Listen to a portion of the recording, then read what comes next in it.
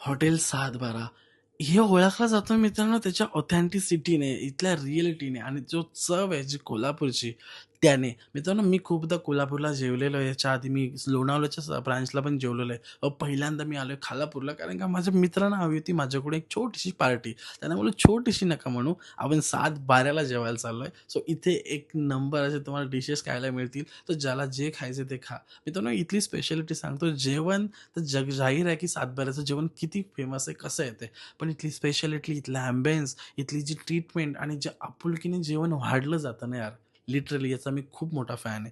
त्या भाकरीची चव, त्या रश्श्याची चव आणि इथल्या त्या प्रेमळ लोकांचं जे बोलणं, वाढण्याची पद्धत ती जगावेगळी आहे. मित्रांनो मी ना ठरवलं होतं मला इथली 7/12 स्पेशलच खायची आहे. तर भरपूर लोकांनी कोणी फिश फ्राय घेतलं, कोणी फिशवाली थाली घेतली, तर कोणी मटनवाली, कोणी चिकनवाली, तर एकाने माझ्या मित्रांनी व्हेज पण. कारण की इथे व्हेजही जेवण अवेलेबल आहे. जर तुम्ही श्रावणात येताय, तर नक्की एकदा व्हिजिट करा.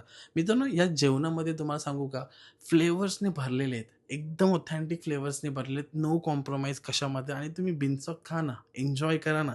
याच्यामध्ये नो कॉम्प्रोमाईज. त्यासोबत मित्रांनो तुम्हाला ट्रीटमेंट जी दिली जाते ना, ही जगजाहीर आहे.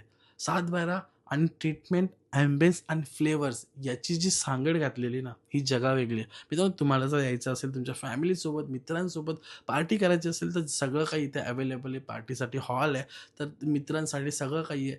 लहान मुलांसाठी खेळायला एरिया आहे, बसायला एरिया आहे आणि सगळं काही ॲम्बियन्स इथं तयारच आहे. तर एकदा नक्की व्हिजिट करा या खालापूरच्या 7/12ला.